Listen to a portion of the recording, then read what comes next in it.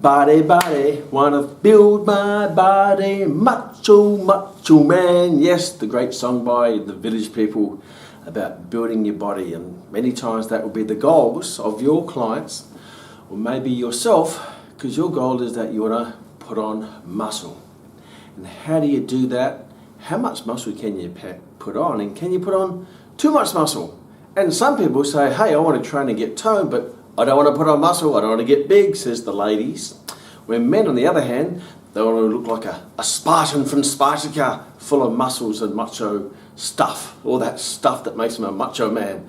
So let's have a look at today at the science, the anatomy, the physiology of putting on muscle, and why some people just have to think about going to the gym and they put on muscle, and other people live in the gym and they put on hardly any muscle. And they say, well, it must be the program, it must be my nutrition, it must be the protein, it must be my supplements, it must be the exercises.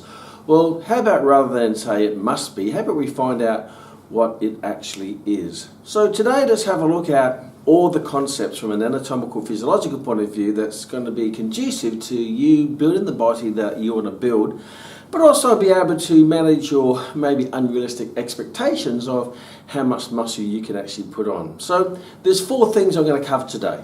The first one is genetics, and yes, no matter how much I train a donkey, I'm never going to be able to turn it into a stallion. No matter how much I train a greyhound, I'm never going to turn it into a Rottweiler. So your genetics does play a limiting part, but that doesn't mean you can't change your physique, be getting stronger, putting on muscle, but it may have an effect of how much muscle you can actually put on based on your genetics. And some people are born more muscular, and some people are born less muscular. Some people are born with the potential to put on muscle, and other people not so. You know, we call them in the bodybuilding terms the easy gainers and the hard gainers. You know, the easy gainers, they tend to put on muscle easily, and the other people, they find it hard, the hard gainers. And many times the hard gainers think, if I want to get big and muscly, I have to do what the easy gainers do. And that sometimes can be a formula for injury, and it can be a formula for disaster. So we'll have a look at that in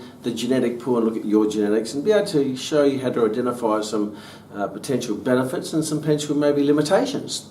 So genetics, and then after genetics we'll have a look at lifestyle, and is your lifestyle conducive to being in an anabolic state to building muscle? Do you have the right stimulus, and do you have the right lifestyle and the recovery and all that, and all those lifestyle commitments, I suppose, that will help you maximize your muscle growth? Because some people just don't have the lifestyle to be able to put on as much muscle as they can, where others, they do have the lifestyle. Like professional athletes, their whole life is around their performance, and us mere mortals who we have, you may have jobs, or you may have families, you have other commitments, that may be a lifestyle that may limit your potential to put on muscle.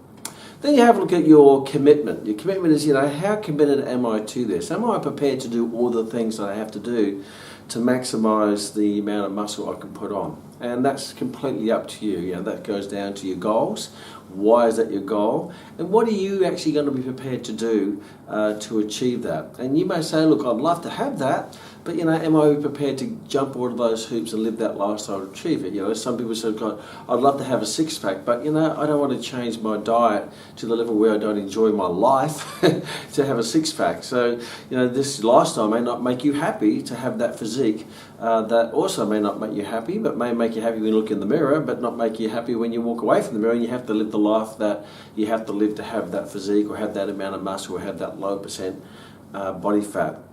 And then the last one I want to cover is the principles. To be able to achieve the goals you want to achieve, you have to follow the anatomical and the physiological principles.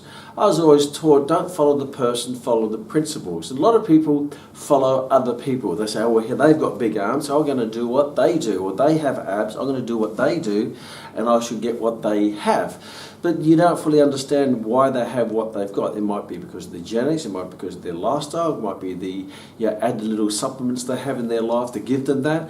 And therefore you're just following the person, not the principles. And I always say follow the anatomy, follow the physiology, follow the principles, and abide by the laws of that, and then you'll be able to achieve your best your best potential physique that you can achieve depending on what your goal is. So they're the 4 main areas I'm going to be covering today. So let's have a look at genetics. Well, some people, we're all born differently. If you look around, everybody, some are tall, some are short, some have wide shoulders, some have narrow shoulders, and some have big arms, some have little arms. And I guess it's, look, I'm a dog lover, and you look at different dogs. There's greyhounds, and there's Rottweilers, and there's little Shih Tzus, and there's there's little French poodles, and then there's German shepherds, and they're all dogs.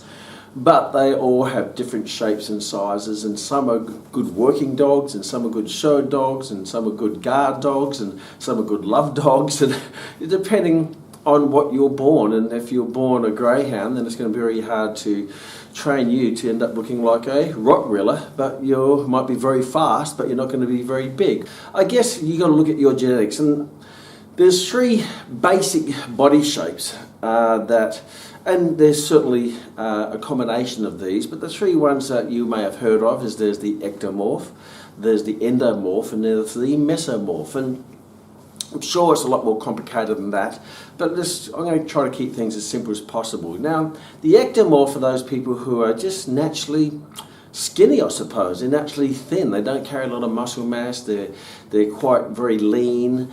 And I guess they're like the greyhound of the human race. They're the greyhounds. They're lean, and they may be lean in many different ways. They might be lean where they're really good at long distance running, like a marathon runner. You know, they're ectomorphs. They're skinny, and you could put them in the gym as much as you want, and you could train them as much as you want with weight training, and even follow the proper principles.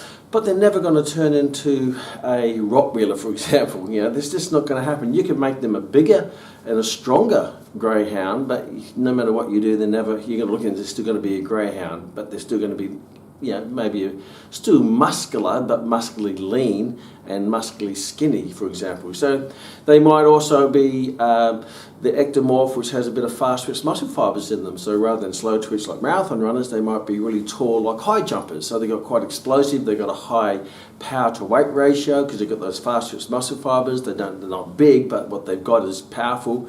And then they're really good with explosive type activities, volleyball, high jump, stuff like that. So that's the ectomorph. And the ectomorphs, if they say, look, I want to become a different morph, then that could be a challenge because that's their basic genetics.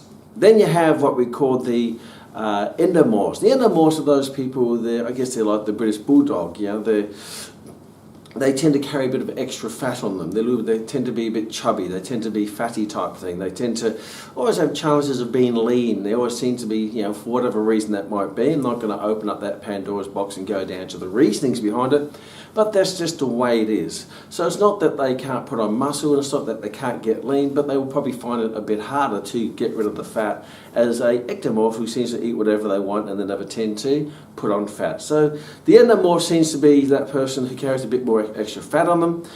They probably have a bit more muscle than the ectomorph because they have fat and muscle, but that bit of muscle is covered up by fat. So certainly you can get rid of the fat because obviously that commitment to a lifestyle that with diet and exercise you can trim that down, but they may find it a bit more difficult trimming all the fat off. And then you have the mesomorph. The mesomorph is that person who's naturally muscular, they're naturally solid. I remember when I was at school, because when you're at school, you're all a bunch of young kids, my primary school and going into high school, we all pretty much an even platform because you all don't necessarily go to the gym or lift weights, we're just naturally kids running around the playground. And you have kids who, like Alan Main, who was a skinny guy, I always remember Alan, and then we had Pat O'Shea, who was just naturally muscly. He had muscles on muscles, but he didn't do any weight training. That was just the way he is. Then we had Peter Hill, who was just naturally fat. So they're the kids that I remember in the playground. We all did pretty much the same thing. We didn't do any extra training or supplementary training, but we just had those physiques. And that's just called genetics.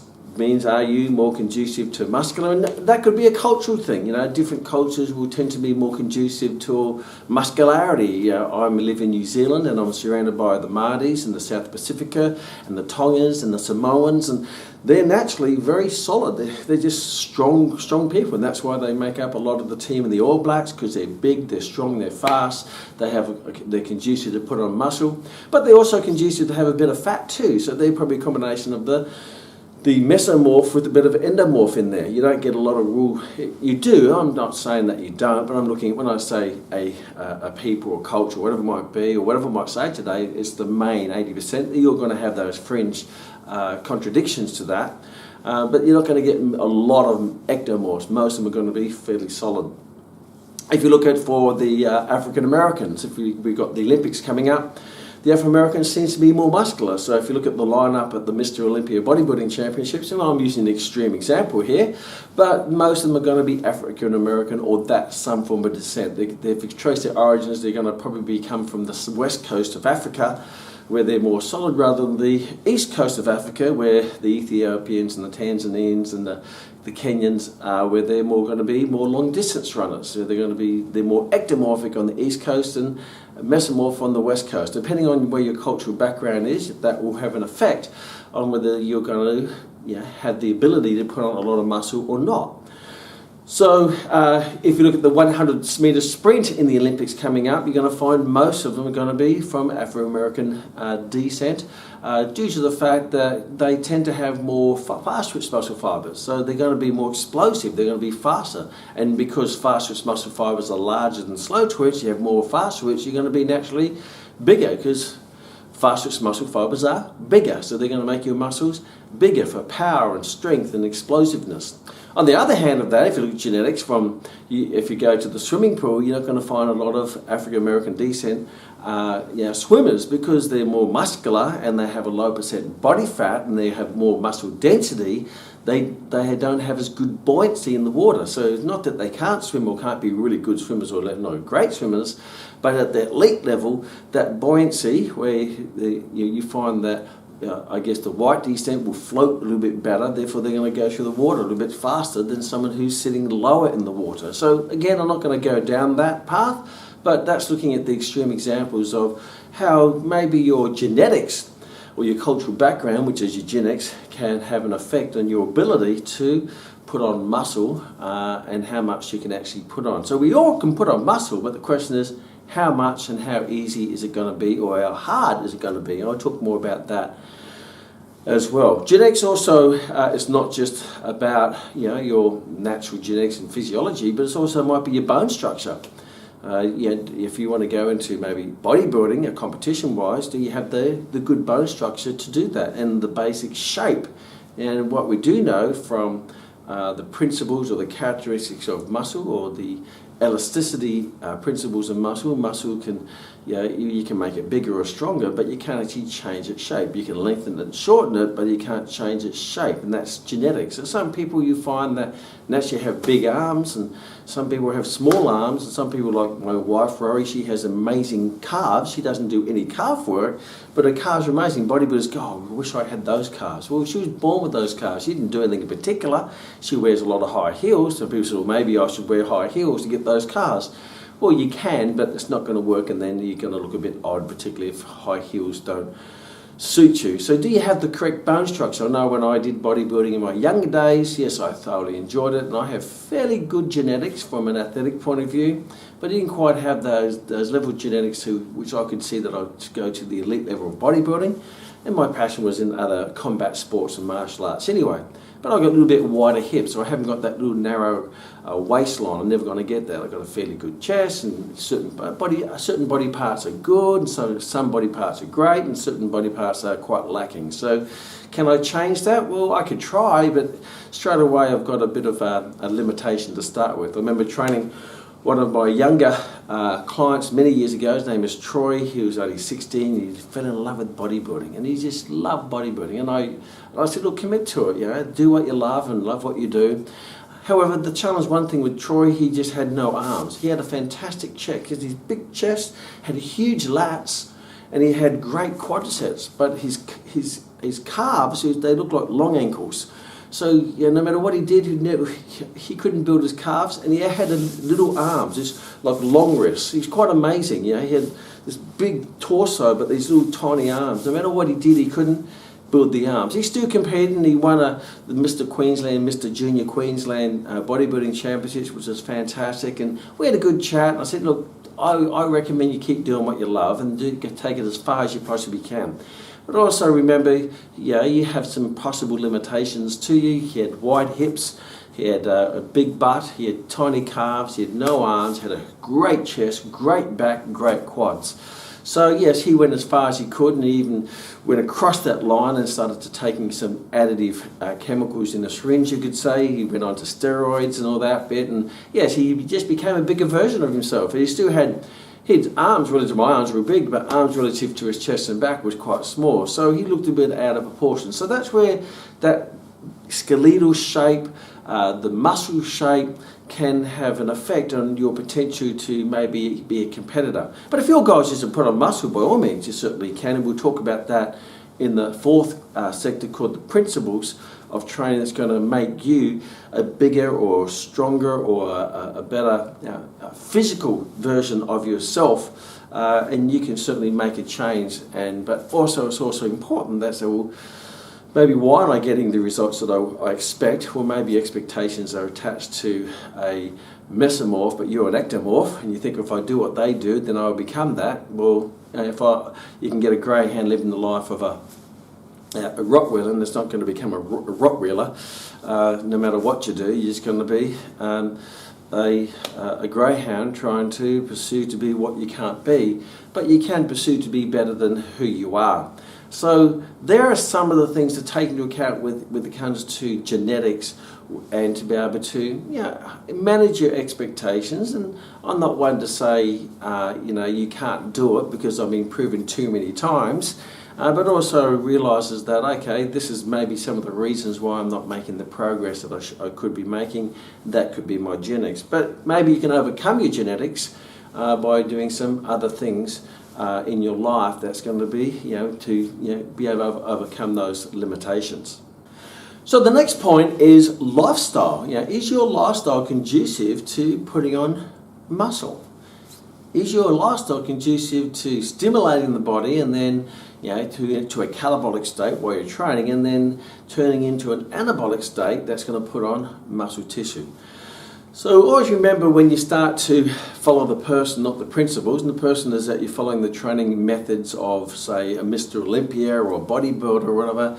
First of all, you have to understand they have different genetics to you, and that might be one of the reasons why they're in the top of their game in that field. Not to take away that great genetics do has to be followed up by great lifestyle and great training principles and great commitment and all of those types of things. But you've got to also think, okay, look at their lifestyle. If they're a professional bodybuilder, their whole life is wrapped around training, recovery, growth, food. Everything is pretty well measured. They have a set pattern of what they go through. They do their training. It's regimented. They don't have any other commitments. It's like a professional athlete. They have no other commitments. And when I was working with Olympic sporting teams back when I was running my business called Sports Elite, where I was to train elite athletes, a lot of those guys and girls were sponsored by the government through the Australian Institute of Sport. So they didn't work. All they did is train, eat, sleep, rest, recover, get therapy, get massages, get physio, and go back out and train again. And that's all they did. And so their whole lifestyle was conducive to performance, to their goal, to improving their results. So results don't just come with training. This is great. Training is only one part, but you have to follow that training up with the great nutrition, great recovery, great stress management levels, great recuperation, whether it be massages or therapy or what it might be. So you have to look at your life and think, is my lifestyle conducive to that? Now, not to say that you're not going to train, you're still going to train, but sometimes maybe the limitation could be that you have a very high stress job. You're working 60 to 80 hours of work a week, and when you're stressed in a lifestyle of stress, whether it be physical or psychological stress, that still puts that body into the alert tension phase of releasing cortisol, where it releases all your energy levels to hunt and flight. So even though you may not be, it's just physical stress, such as training, but you also have that mental stress that puts your body into a catabolic state. So stress in itself, constant stress, certainly is not conducive to getting your body into regeneration and growth and putting into the anabolic state. Because if you're stressed, that releases cortisol, which is a catabolic hormone that puts your body into a breakdown phase. If you don't follow that up with rest and recuperation and get rid of the stress and give the body time to go into an anabolic state where it starts to recover, regenerate and build, then you're always going to be constantly in that catabolic state. So understanding elite athletes and elite bodybuilders or professional bodybuilders or professionals, they'll train and put that real quality stress, physical stress, psychological stress in their body, and then they'll go back into having a nap and relaxing and eating and laying on the beach and tanning their body and all that bit, and their body goes straight into that regeneration anabolic state after the catabolic state. But if you're always in catabolic, whether it be stimulated by physical intervention or constant, even low level psychological intervention of stress, whether it be stress over your family or stress over your job or stress over money or just constant stress, then that can have a dampening effect on your body's ability to regenerate, recover, overcompensate, and be able to go into anabolic state of growth. So look at your lifestyle, and you may have to say, well, I may need to manage a few things to make sure I have those times where I get good sleep, good rest, good recovery, get rid of the stress, all that stuff, so my body can actually go into that repair stage or that building stage.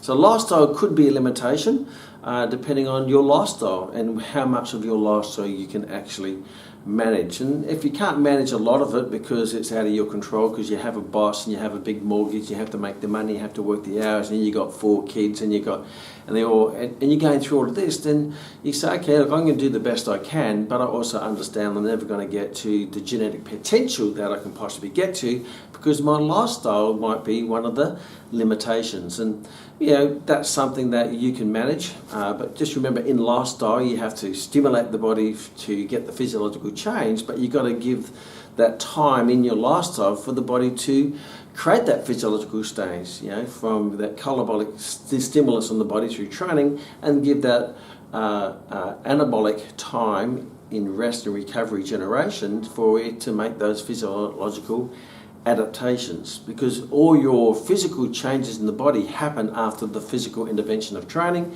and you have to make sure that that time is a lifestyle that's going to be conducive to putting on muscle size. So there's some things to also consider on managing your goals and managing expectations, and how you can maybe change that to get the best out of what you got. The next point to consider is your commitment, and certainly you can achieve most things that you want to achieve depending on, obviously we talked about your genetics and how much you're prepared to change your lifestyle to be conducive to achieving the goal that you want to achieve. For example, I do martial arts, and one of the ladies, Justine, she's competing to get into the team to go to the Olympics. So she's committed a whole life at the moment to getting selected for the national team to go to the Olympics. So everything else doesn't matter. And she only has this one window of opportunity in her life before she gets maybe too old where she won't be able to compete. And you've got that window of opportunity to maximise those physical qualities that you have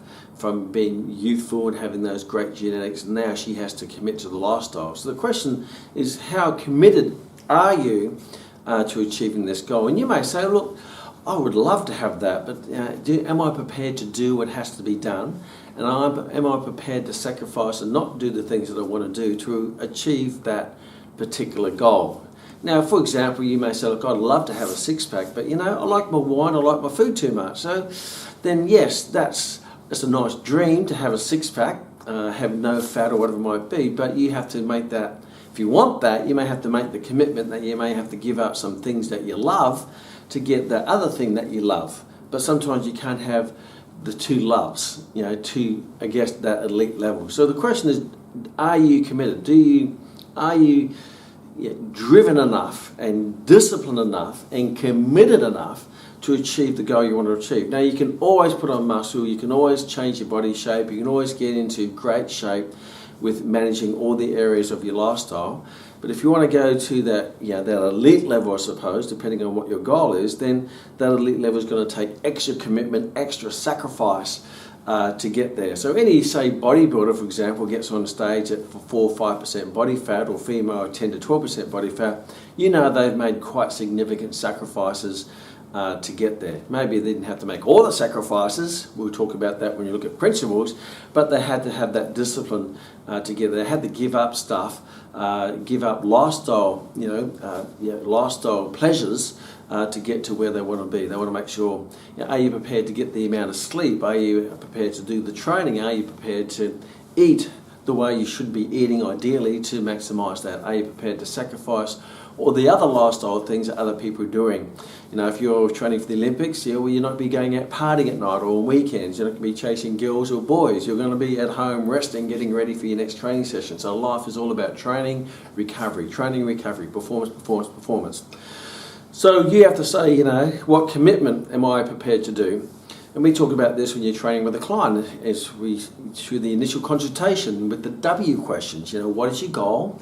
Why is that your goal? So you're finding out the emotional driver. Where do you want to achieve that goal? Where do you want to lose fat? Where do you want to put on muscle? Where do you want to apply that benefit of your goal to, whether it be on the sporting field or whether it be in travelling or in your lifestyle? And when do you want to achieve it? That puts a timeline where you're going to design a committed program to make sure you achieve that. And when you go through that, you say, how do you feel if you achieve it and how do you feel if you don't? So if they don't achieve it and there's no much pain to it, then they're probably not going to do it. But if they don't achieve it, they go, oh my gosh, if I haven't achieved it, then that's going to be, it's going to be painful, that's going to be so disappointing. So the bigger the gap between the pleasure and the pain, the better. You want great pain if they don't achieve it, and you want great pleasure if they do achieve it. And then you ask, if you keep doing what you're doing now, will you achieve it? And what are you prepared to do? What are you prepared to commit to make sure you achieve that goal? Now, depending, obviously, the bigger the goal, the bigger the commitment. Natural. Bigger the goal, bigger the commitment, bigger the sacrifice.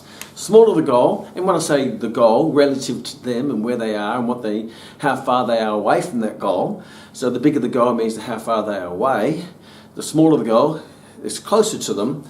And so you have to find that commitment. You have to ask that yourself, or if you're working with a client, you have to say, what are you prepared to do, and will you do it? And are you 100% committed? Are you 100% in? No matter what. And what has stopped you in the past? What are those things that stop you? What barriers or what obstacles have stopped you from achieving that, whether it be people or things or psychological. So find what those things are. So that next one on commitment is really, really important, because don't start a journey unless you're committed to it. I say when I'm working with people, whether it be working with people in their education to become qualified to become a great successful exercise professional, or I'm working with clients who want to achieve a sporting goal, whether it be a world championship in martial arts or whatever it might be, I say, are you 100% in? Because my philosophy is, if you're 100% in, I'm 100% in. But if you're only 99% in, I'm 100% out, because that gives you that backdoor 1% to give up, quit, and not achieve it, and give you that excuse or a reason. It might be an excuse, but you call it a reason. No excuses. You can achieve goals, or you can make excuses, but you can't do both. So that commitment is a really important one to have from a psychological point of view for yourself, if you want to achieve that, putting on muscle size, and obviously take into account your genetics and your lifestyle and your commitment in what you are prepared to do and what you're prepared to sacrifice to achieve your goal. And the last one is principles.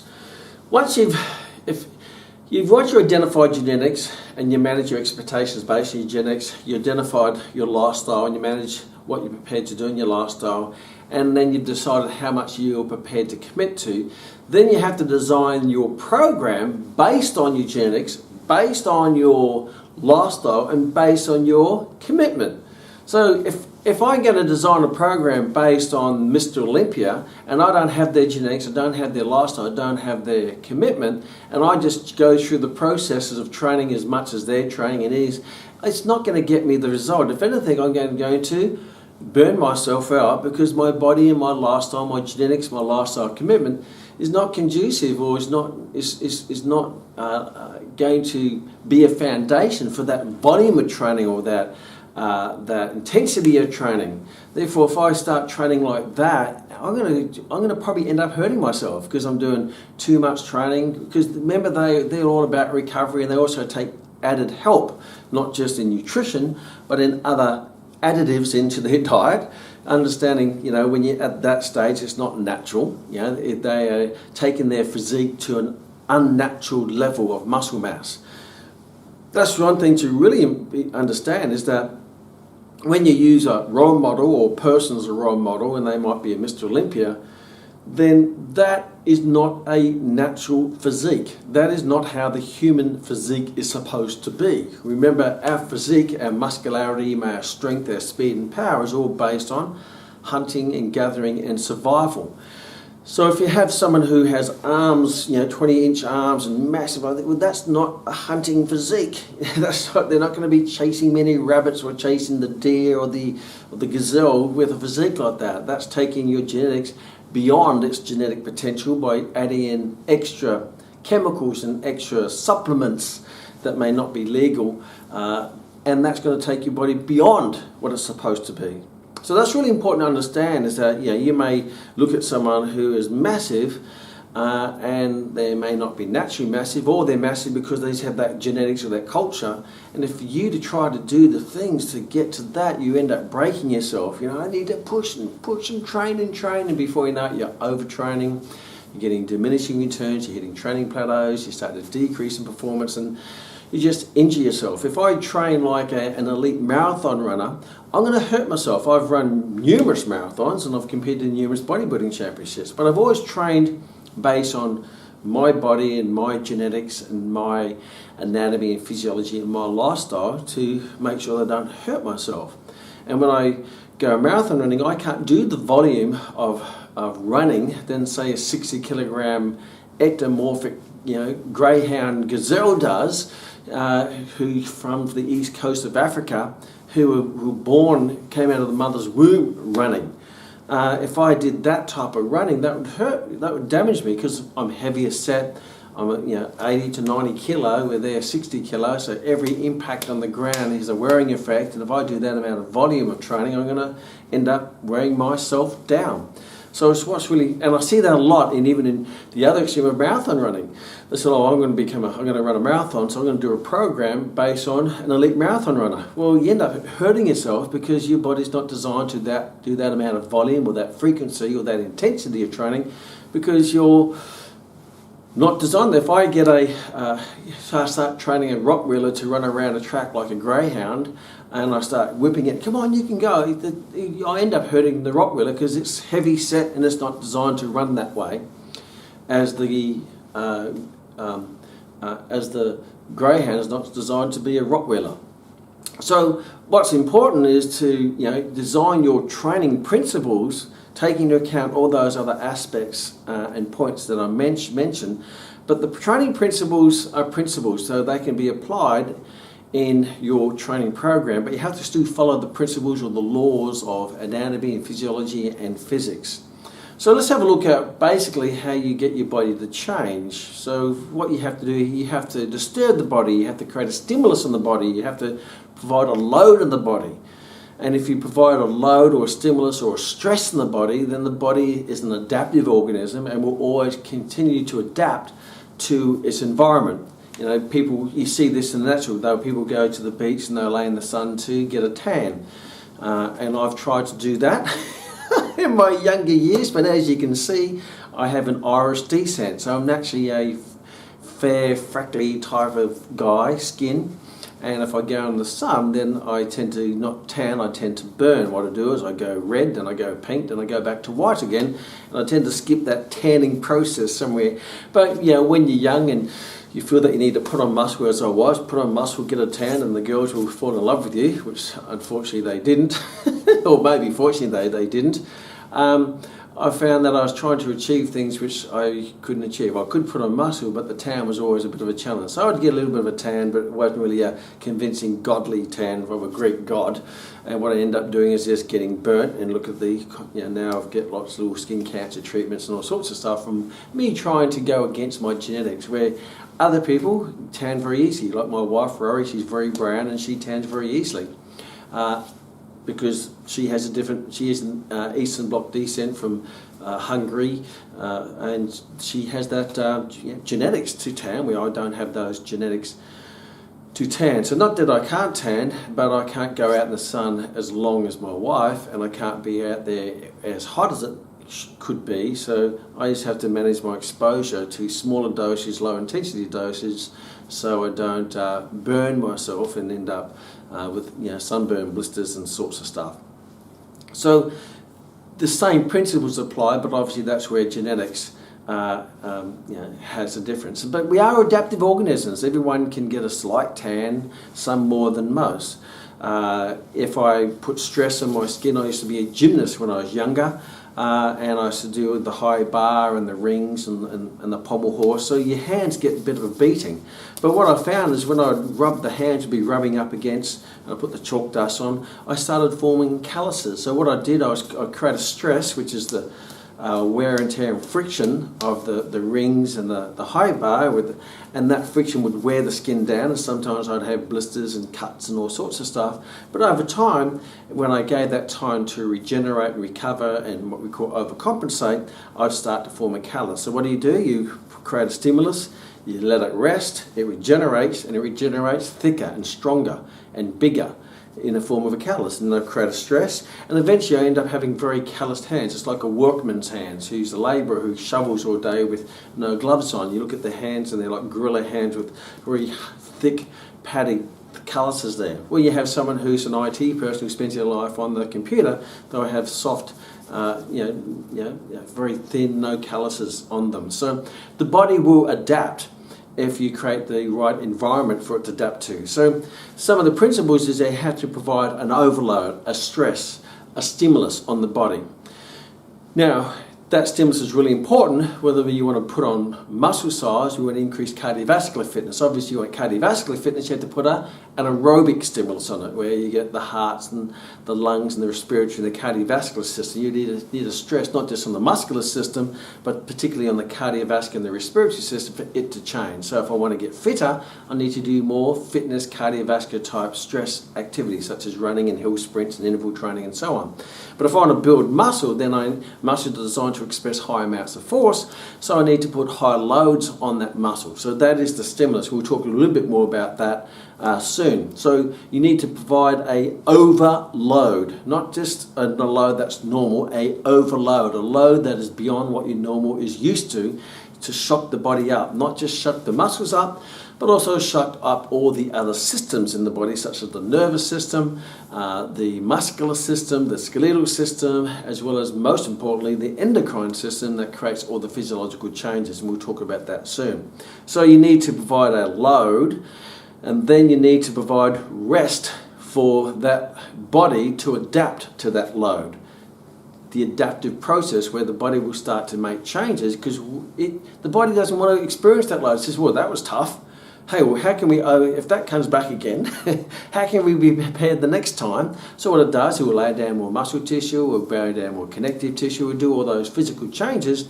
So when that load presents itself again, it's ready. It says, okay, I'm ready for you now. I've actually laid down a bit more muscle tissue, bring it on. But if you're smart and clever, what you do if you wanted to adapt again, you put a bigger load on it as it adapts. So that's called the overload, the progressive overload principle. Means there has to be a progressive increase in overload if you want to change your body physiologically. If you keep presenting the same load, there's no reason for the body to adapt or get stronger or put on more muscle tissue. So I guess in the really central, if you're going in the gym and you're lifting the same weight and you're not putting the weight up, if there's nothing changing in the bar, there's nothing changing on you. There's nothing changing in the dumbbell, there's nothing changing on you. Where a lot of the time people fall in love with the process of training and they forget the goal of training. They love the training more than they do the result. So they just go through the process of training, going through the movements, but there's no actually purpose in the movement to increase the load, to get stronger.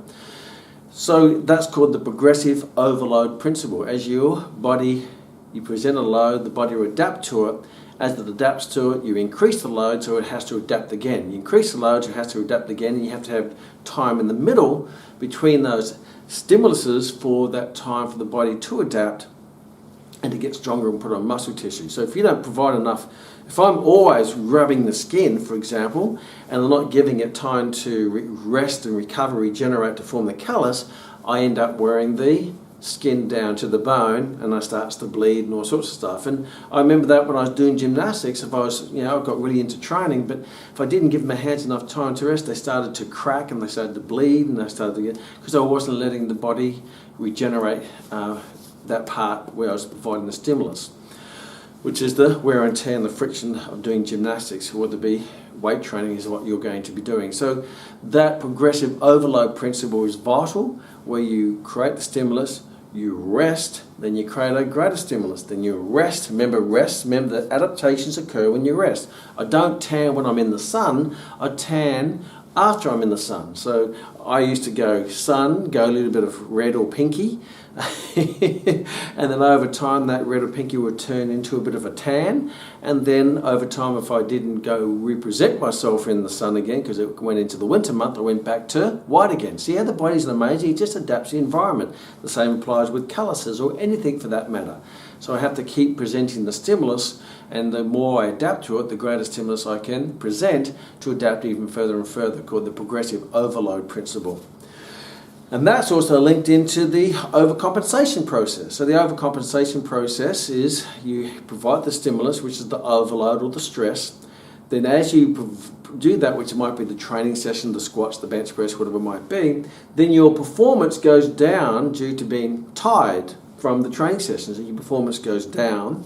Then you provide time for it to recover. So your body will now recover, and it will regenerate, it will come back up to its previous level of performance. But you need to leave a bit of extra time for it to now to overcompensate or supercompensate, to get stronger, to put on more muscle tissue, to increase your neural drive and all those things which we'll talk about very soon. Because if I don't provide enough time in between the stimulus and to maximize that overcompensation process, I may start training as I'm recovering and not overcompensating. So what I'm doing is I'm actually not getting enough recovery, therefore I prevent the stimulus again and it goes down. And then I'm on this, every time I even get to the stage of trying to overcompensate, I'm knocking it down by doing another training session. So it's really important to understand that you have to provide enough recovery for the body in an environment or lifestyle that's conducive. Obviously, the more more relaxed and conducive lifestyle to regeneration and all that, then that time will be shorter. But if we have a stressful job and family, that time might be longer for the body to regenerate. So if I have all these other stresses in my life isn't, and I'm active, and I'm also have a labourous job, then that will intervene with that recovery process. But if I have a lifestyle which I go home and sleep, I lay on the beach and I eat every 2 hours and I have massages, then that recovery might be shorter, such as a professional bodybuilder and elite athlete.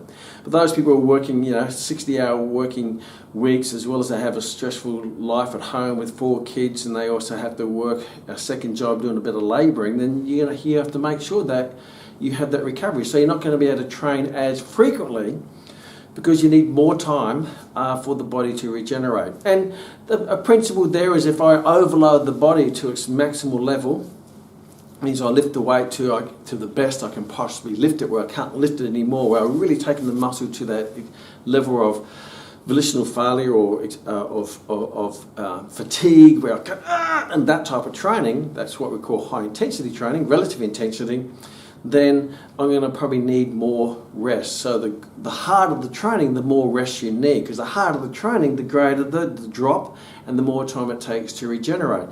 The easier the training, it's not going to be as fast. It's not going to be as long to recover, because I'm not training that hard. So if I train hard, then the more recovery I need. If I'm not training so hard, if I go in the sun and I get a real hard dose of sun, it's going to take me a while for me to regenerate and get rid of the sunburn. But if I just go in the sun for a short period of time, then it's not going to take as long for me to recover from a little bit of sunburn than an intense amount of sunburn, if that makes sense. If I've got a little light rub, then it doesn't take time for that to, it doesn't take very long for that to recover. But if I really rub into it, then it may take longer. So that's a really important principle to take into account, of how hard you're training and what is your lifestyle, and how does that fit into the super and overcompensation process.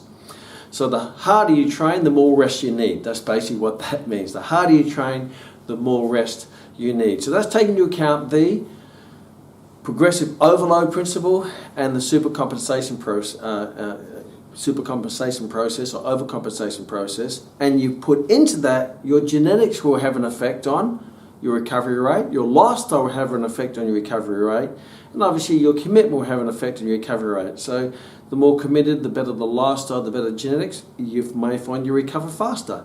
But if you find that that's not the case, then you may need to recover longer. You may have great genetics, but you train really, really hard. Really, really hard. That means it's going to be shorter. But if you don't train as hard, if you train really, really hard, you need longer time to recover. If you don't train as hard, you will probably recover faster. So these are things to take into account, because it's very personal for everyone of how hard they train in their lifestyle and their genetics. So the load. Let's have a look at the load to stimulate muscle growth. Now, what is muscle made of? Well, muscle is made up of muscle fibers, and each muscle fiber is made up of myofibrils, which are made of myofilaments. So if you get down to the cellular level, a muscle is made up of filaments called actin and myosin filaments and cross bridges that connect the two together. So actin and myosin filaments are proteins, and basically that's where these filaments slide across each other to contract a muscle or to lengthen the muscle. And I'm not going to go into that in this session because that's a whole session in itself. But muscle is made up of muscle proteins, actin and myosin filaments, and you can lay down more actin and myosin filaments in a fibre. So you can't create more fibres, that's called hyperplasia, but what you can do is you make each fibre bigger. And the muscle is made up of 60% water, you have all the proteins in it, the actin and myosin filaments. The overall muscle itself is also made up of things of fascia, which is a very small contribution to the muscle size, and it's not as an active tissue as the muscle belly, for example. It tends to hold things in place like a coat, holds everything in. And the connective tissue, it's also made up of things such as glycogen or energy cells, glycogen and fat cells. Again, that's not going to be a massive contributor to the overall muscle size, but it can be a little bit more. So glycogen and your fat cells, because a lot of people carry fat intramuscular in the fat in the muscle itself, and it's also made up of cells such as your mitochondria, your SR, sarcoplasmic reticulum, that contains the calcium for muscle contraction, the mitochondria where your aerobic metabolism occurs. So these are cells in the muscle, but they're all going to be, yes, they're significant, but they're only a smaller level of significance. Most of your muscle mass is going to be made up of your muscle belly, made up of your actin and myosin filaments in the muscle fibers. So how do you stimulate those muscle fibers? And in those muscle fibers are what we call satellite cells. And these satellite cells, you put tension or stress or stimulus on the muscle that it's not normally accustomed to, and it says, hey, we need to get stronger, we need to lay down more protein, so it stimulates the satellite cells to lay down more actin and myosin filaments. That makes each fibre thicker, therefore it gets bigger. Now, if you know a little bit of anatomy, so I'm assuming you do, you have two types of fibres, and there are subdivisions of that. You have your slow-twitch muscle fibres and you have your fast-twitch muscle fibres. Slow-twitch, fast-twitch are called fast glycolytic, and you have your intermediate fibres called your fast oxidative glycolytic. So the fast muscle fibers are responsible for high levels of force, high levels of tension, high levels of power, high levels of strength, and they're big fibers. They have a big new motor nerve, big motor end plate, and they have a powerful motor drive from the nervous system, and they can express high amounts of force. And they're the big fibers. You also have the slow-twitch fibers, and they're small fibers, so they're more aerobically inclined, where your fast-twitch are anaerobic inclined. These ones are more for endurance, cardiovascular activities, and so on. But they're small, so they don't make up a large size, a big part of the muscle belly. So if you look at the extremes, a marathon runner has more slow-twitch muscle fibers, maybe 80% slow-twitch fibers, and they're small musculature, but they can run forever. On the other extreme, you have the fast-twitch muscle fiber, the 100-meter sprinters, and they're more muscular, and they'll maybe have 60% of their muscles will be fast-twitch muscle fibers, and they're bigger because the fast-twitch muscle fibers is a bigger fiber. So if you want to put a muscle size, which one of those two fibers would you target to get maximal muscle growth? Well, of course, you would attack and provide a training stimulus that would stimulate the fast-twitch muscle fibers, which means you're going to be lifting heavy loads. Heavy loads means heavy relative to you, not relative to someone else, because what might be heavy for you might be light for someone else, and what might be light for you might be heavy for someone else, because it's all relative. So when it comes to training, you want to be lifting heavy progressive loads. Progressive means you're getting stronger. So how do you activate the fast-twitch muscle fibers? You activate them in the phosphate energy system. Now you have three systems: the phosphate, the lactate, and the aerobic. Now the more you go down the energy timeline towards aerobic, the more you're going to be using your slow-twitch muscle fibers and not even activating the fast-twitch muscle fibers. So fast-twitch muscle fibers are going to be activated in the phosphate energy system that lasts up to about 10 seconds.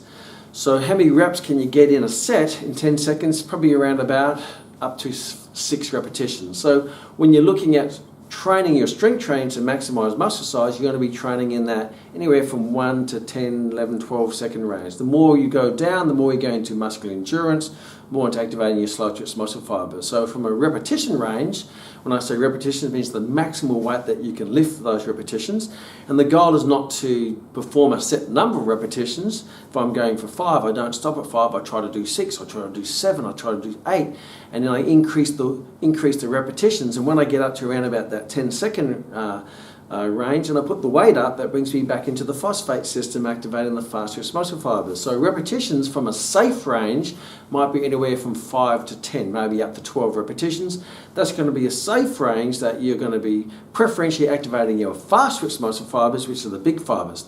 Now, even if you're doing a heavy load, you're still activating your slow-twitch muscle fibers, because it's the size principle of muscle activation. The body will always activate the smaller fiber first, the slow twitch, and if the load's too heavy for the smaller, then it will activate the next size up, the fast oxidative glycolytic, and if the load's too heavy for that fiber to overcome to generate enough force for, then it will activate the fast twitch muscle fibers. And this all happens in a millisecond. Bum, bum, bum. So even though you're doing heavy weights, that doesn't mean you're not activating slow twitch muscle fibers, because you are, because your body will activate the slow twitch first to test the load. Then, hey, that's too heavy, then we'll go to the next fiber type. Hey, that's too heavy, then I need the big guns, I need to bring in the fast twitch muscle fibers. So that's why you're going to get slow and fast twitch muscle hypertrophy, or increase in muscle size, by doing heavy loads relative to your strength, by all means, of that 5 to 10. Now you can go lower down to the 4s and 3s and 2s, but the more you go down to the 1s, and that's more powerlifting stuff, but remember that that's going to put high levels of stress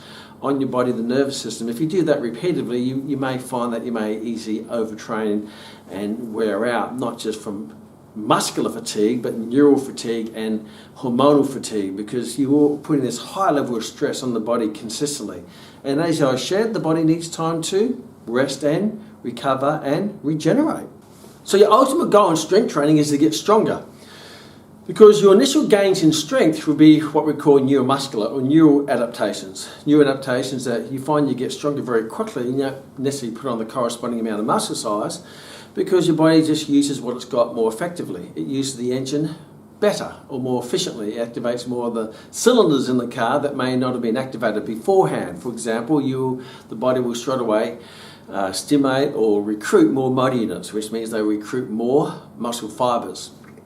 And when you recruit, because if you're sitting on a couch, you don't need to recruit many muscle fibers. If you go for a walk, you need to recruit more muscle fibers, but not as many. But the higher the stress, the higher the load, the higher the force, the more motor units, the more muscle fibers you need to activate to generate tension and muscular force against that load to overcome it, to perform that amount of work or perform that task or lift that weight. So you want to be able to continually increase the load in that 5 to 10 repetition range and increase that. But when you first start strength training, your adaptations will be neurological. You activate more motor units, you'll increase the firing of those motor units, the neural drive. You activate those motor units in a more synchronized manner, so you start to become more effective in how you coordinate the activation to create a nice, efficient, effective muscular contraction. Over time, you get better synchronization and coordination between muscles to perform an overall complex lift. You also more preferentially start to activate the fast-twitch muscle fibers in the fiber, preferentially those fast-twitch muscle fibers that generate force. You are over time in a more complex lift start to deactivate the antagonist muscle groups that acts as a brake to movement patterns. So you decrease the sensitivity to your sensory organs, such as your Golgi tendon organ that monitors the amount of force in the muscle, so you don't hurt the muscle or break the muscle or tear the muscle. But that will adapt as you express high progressive amounts of force. It will increase its threshold to allow you to increase the force, and you also inhibit the activation of the antagonist that, as I said, is a braking movement to your agonist to protect the joint. I won't go too much into that, I've covered that in other sessions. So they're all neurological adaptations, and you can maximise that neurological adaptations in a matter of months, whether it be 2, 3, 4, 5 months. And understanding with some lifts, you can always develop your skill level on the bar path, and so you can increase your strength in a lift or performance of a lift without putting on muscle size, because you're just getting better at it, you're getting more skilled at it, you're getting more, you find that easier path for the bar, whether it be squatting or the pull down or row, and you get better at using what you got. But once they start to exhaust out and minimise out, then any further increases in strength will have to be from the laying down of muscle tissue, or laying down more actin-myosin filaments to build the fibres. So yes, your initial stages of strength will be through neurological adaptations, but once they become more exhausted, and you can always fine-tune them, such as an elite powerlifter or an Olympic lifter, people say, well, look at them, they're very strong, but they're not as big as bodybuilders. Well, because they're doing complex lift, they can get stronger by adapting their technique by millimeters. That's going to get them through that sticking point or that weak point to execute the lift, and they're not really and their lifestyle is not conducive to muscle size. Their lifestyle is conducive to power or lifts or technique or skills, because they measure their progress in a different way to the bodybuilder. So you can't compare those two, because they also got very different genetics. You know, an Olympic lifter or powerlifter generally won't have the genetics to become a great bodybuilder, because they're going to be probably more wide in the hips and have very big glutes, and they're going to be a bit shorter, and they have a lower center of gravity, and they have shorter levers to execute those lifts. When bodybuilding, it's not about that. It's just about purely aesthetics and how it looks. So they're going to want the narrow waist, the wide shoulders. It's not about performance, even though if they want to increase muscle size, they still have to follow the same principle of increasing the load over time, because if nothing changes on the bar, nothing changes on them, but it's going to be expressed according to their lifestyle, as according to their genetics. As an Olympic lifter or powerlifter, it's going to be expressed in a different way. So people can do that sometimes. I said, you know, look at these, and but they're different. It's like saying, hey, if I play basketball, I'll get tall. Well, the reason why they play basketball, because they're tall. If I want to get short, I ride horses, because jockeys are short and basketballers are tall. See, that's a very poor extreme example, because an argument from an extreme is many times a very weak argument. So, but what is one constant is that you have to increase your strength, because once those neurological adaptations are taking place, then any further increase in strength will be through muscle changes.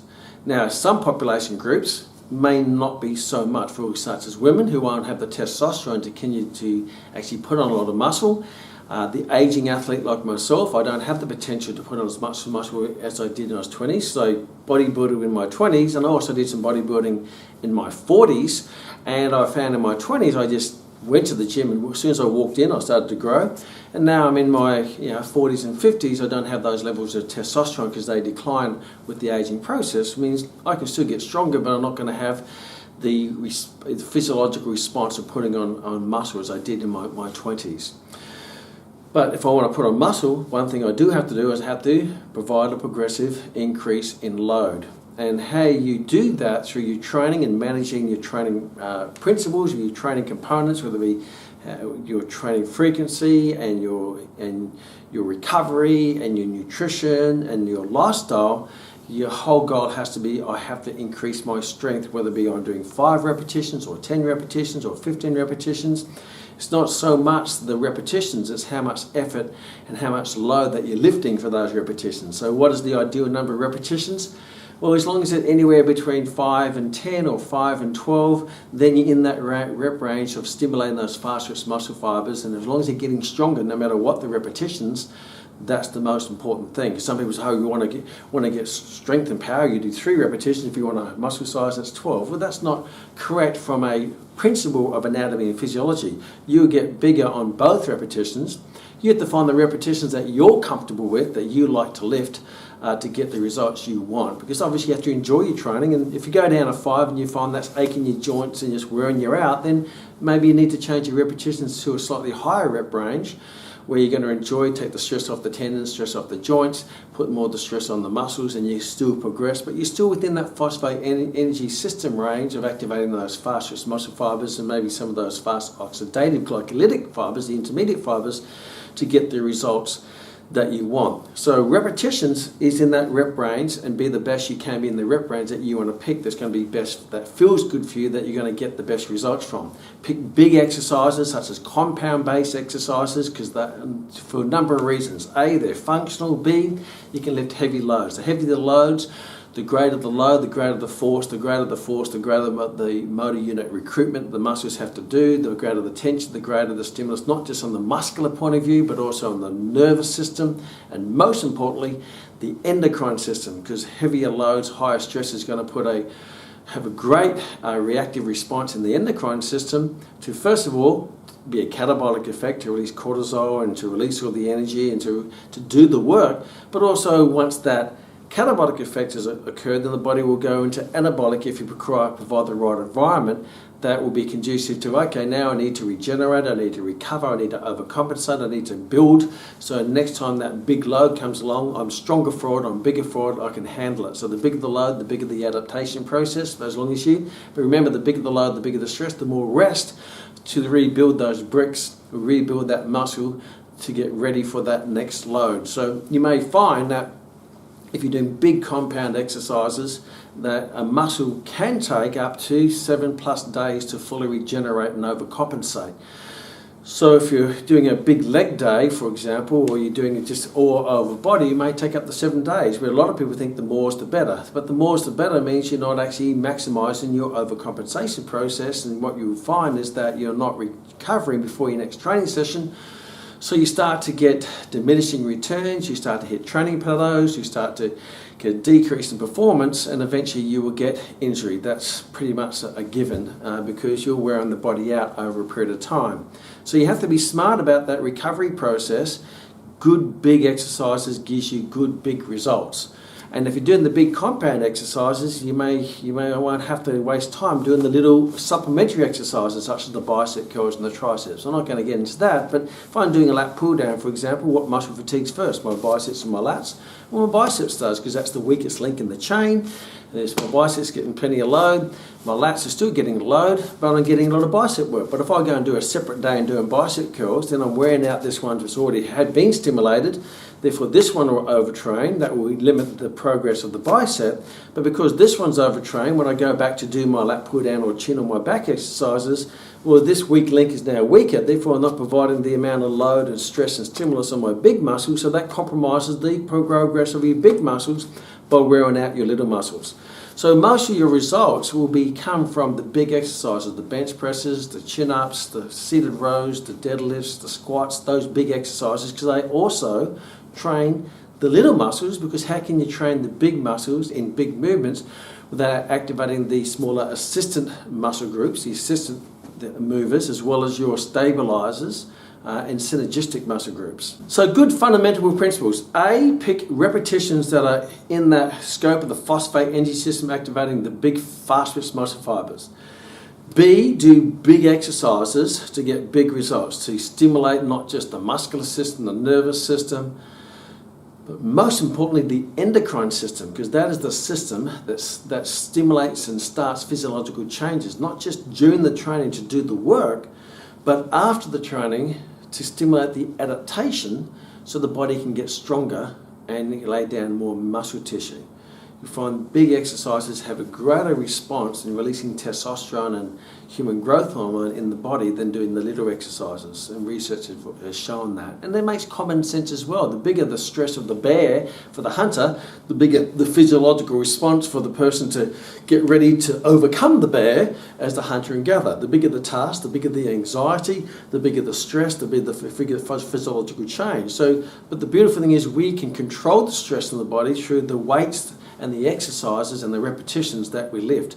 So pick the big exercise that put a big physiological stimulus on the overall organism, not just a little isolated part, because just doing calf raises or bicep curls isn't going to put a big stress on the endocrine system, because it's not a high level of anxiety. I don't have to get psyched up when you go into a squat, you get psyched up because it's a full body movement. But and they're doing some bicep curls, you're talking to your bodybuilding partner or your girlfriend as you're doing it, it's not getting that same effect on the endocrine system. So remember, training is a stimulus, not just muscle. A lot of people think, I just need to stimulate the muscle. No, you stimulate the muscle by driving the nervous system to ultimately stimulate the endocrine system to release the hormones, initially the catabolic hormones to do the work, but eventually to supercompensate to release the anabolic hormones to adapt the organism or the body to be stronger to be able to deal with that increasing load that you're applying to it. So the ultimate goal of training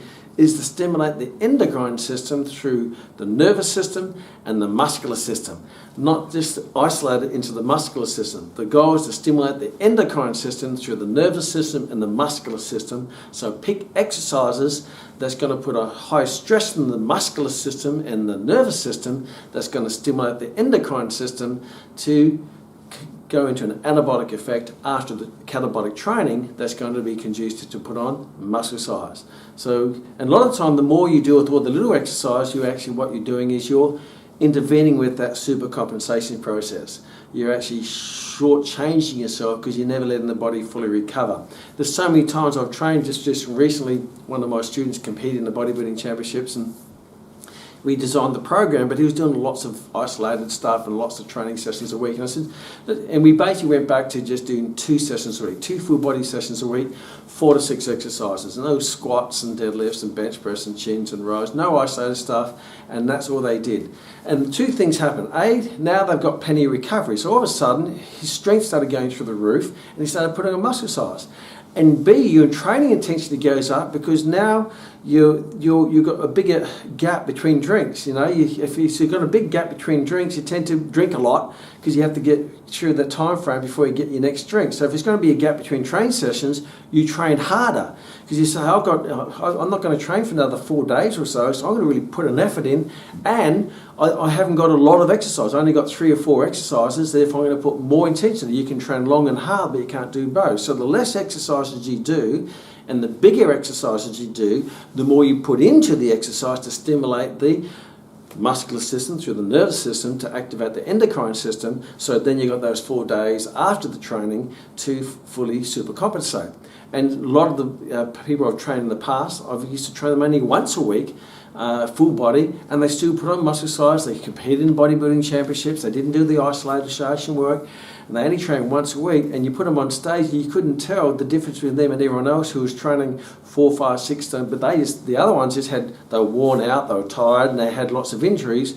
Where some of the people I've trained, they don't have that because we trained according to the principles of anatomy and physiology, not just following some other person who's overtraining but may have genetics that we don't have a lifestyle we don't have, and has a commitment we don't have, but I can still train according to my principles, my anatomy and my physiology. So repetitions, 5 to 10 exercises, big compound exercises and big rests in between. So you want to be, if you're going to be training a muscle group and you're training it really intensely, you want to probably have 5 to 7 days rest in between. If that means you do a full body workout, you can put on, I've trained Olympic level athletes, high strength powered athletes, elite bodybuilders who are only training once a week at absolute tops twice a week, but then their whole body, their whole life is conducive to stimulate, recover, stimulate, recover, not stimulate, little recovery, stimulate, little recovery, wear out the skin. You have to live at time to recover, not just physiologically, but also psychologically, and making sure that you can also do it for the long period. Because if you want to put on muscle, I'm sure you don't want to put muscle on for a year and then never again and you lose it. You want to keep it and keep putting it on or maintaining it for the rest of your life. So you have to have a program that you can do, not just to get the goal, but you can do for the rest of your life that doesn't intervene with the other important aspects of your life, whether that be family or career or hobbies or recreation or sport it might be. Because ultimately, you don't want to just put on muscle for 6 months and I see that, when people are young, they put on muscle and then you see them when they're 40 and they don't even look the same. But you can be the same at 40 as you were at 20 if you train smart, if you take into account your genetics, look at design the lifestyle that's conducive to what you want to achieve, and you get the level of commitment, and you follow the principles, and you can maintain that for the rest of your life.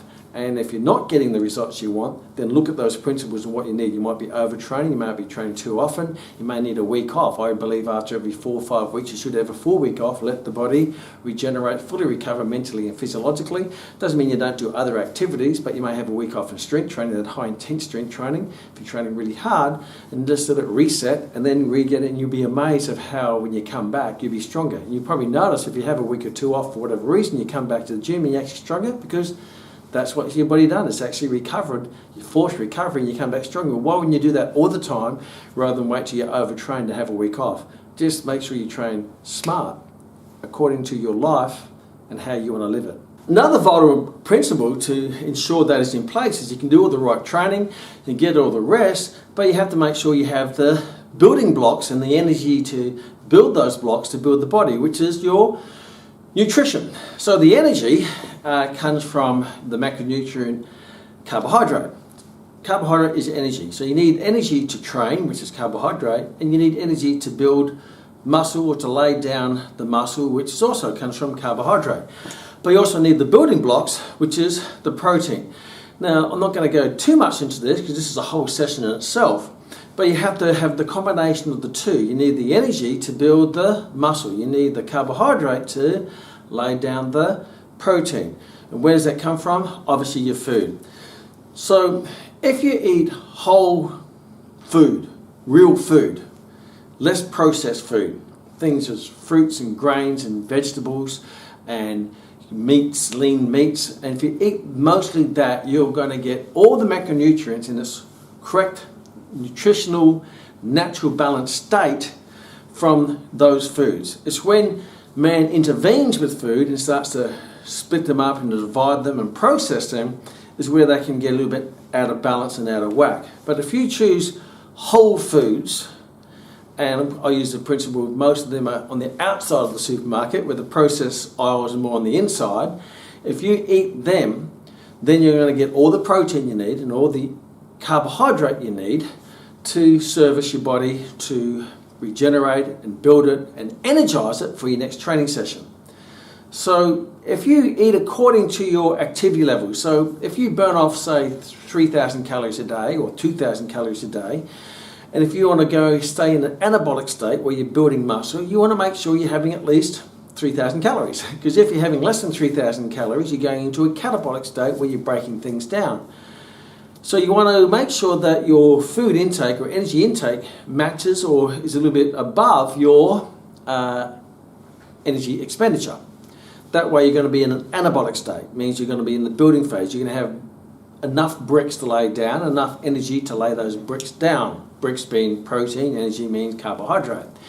If you eat them from the whole foods, you get them in the right percentages without worrying about taking extra supplements or powders or potions.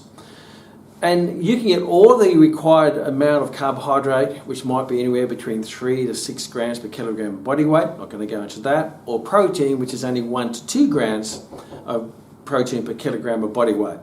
And if you can get that all through your foods. And I've done this many times with elite athletes where I've looked at their nutrition and we've broken it all down and we've added up the grams of carbohydrate and protein and fat, and if they eat all whole foods according to the energy levels, they get the right amount which fits into those basic categories, which is based on research and based on the research out there of how much you need for elite performance.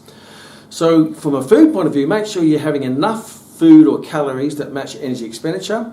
If you eat them from the whole foods or real foods, you're going to get the macronutrients in the right combinations naturally, and you're going to get the right amount to build what you want to build without having to take extra supplements, because supplements, you take extra protein, anything more than what you need is your body needs to burn it off or it's going to store it as fat. So therefore, get it from your foods. It's easy to get from your foods if you have the right amounts.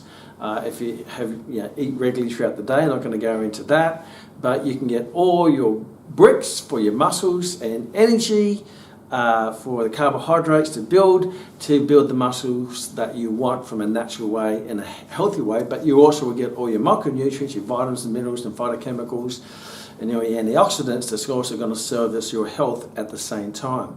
So that's the other principle that you have to make sure that's in place, because otherwise you're trying to build muscle with not getting enough bricks and not having enough energy to do the stimulus or to lay down the bricks, and that's easily achievable to do it from your whole real foods. Eat according. If you move more, eat more. If you move less, eat less. If you want to burn fat off, then obviously you need to go into a catabolic state. It means to eat less than what your energy expenditure. If you want to go into anabolic state, you need to eat more than what you require. But if you eat too much, by all means, you start to get fat. If you want to lose weight, you eat too little, you start to lose muscle because you're in a catabolic state. So it's that nice balance between anabolic and catabolic, and you have to manage that through trial and error to find eat according healthy, and then eat the amounts, the volumes, and see what's happening to your body. Is it growing, or is it putting on fat or putting on muscle, or is it actually losing fat or losing muscle, and adapt it accordingly. See you in the next K-Max, bigger, stronger, healthier, with more muscle, with a great life, with a commitment according to your genetics.